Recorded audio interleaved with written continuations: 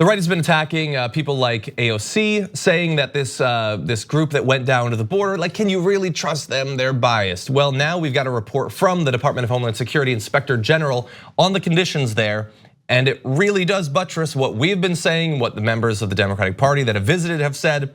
So these are some direct quotes, by the way. "We are concerned that the overcrowding and prolonged detention represent an immediate risk to the health and safety of DHS agents and officers and to those detained." I don't necessarily like that they put the people being detained after that, but they're saying it's so bad that it's not just bad for the people being held there, it's actually bad for the people being forced to work there. The conditions have gotten so horrendous.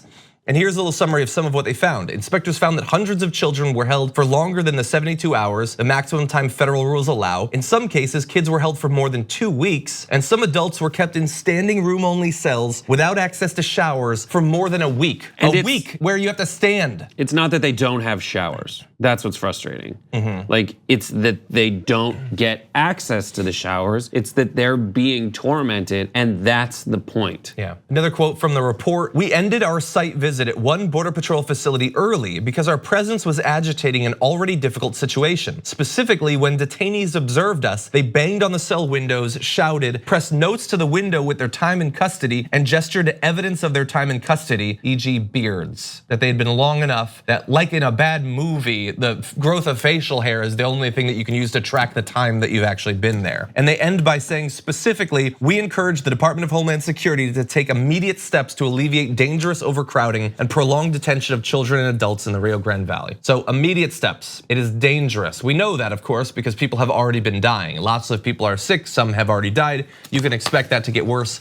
And again, this is not, I mean, it shouldn't matter. If it was an activist group, that's important. If it's a Democratic member of Congress, that's important. This is an official in the Trump government, in the Department of Homeland Security, saying that urgent action is needed to fix this before more people die. Yeah, it's sickening. And the money that is there is not going to the right places. It's an attitude problem. That's been proven. It's a management problem. They are intentionally torturing these people mentally, if not physically, and eventually physically, because they're just letting them rot. And the overall effect that this has on people, and it's been proven that it's motivated by race, and it's been exacerbated by some weird way this is being used by the president to get votes and stoke some kind of support among his base. Exactly. Yeah, and look, for the kids who don't die, who don't get horribly sick. Let's say even if they see their families again someday, God willing.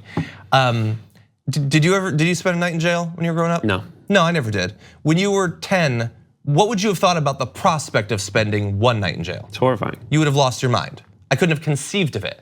And imagine weeks and weeks, and we're supposed to pretend that if they don't die, the system's working, it's totally fine. Something that's unimaginable for the vast majority of everyone in this country.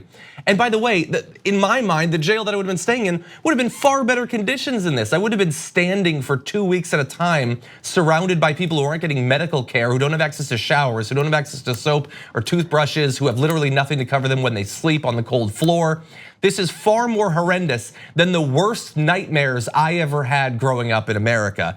And we, although we have the money to fix it, we don't have the political will or the desire because of ideology. And also AOC has shared proof that there are shelters and there are detention centers, and the shelters are empty and the detention centers are in full, or overcrowded, at least in some cases, that she's been able to prove with photo evidence. Exactly.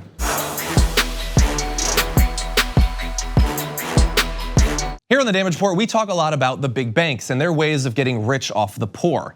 They saturate the market, but there are other options. And I've got info on a socially and environmentally responsible financial institution that has no ATM fees, gives you cash back on every purchase. They even commit 10% of their earnings to charity.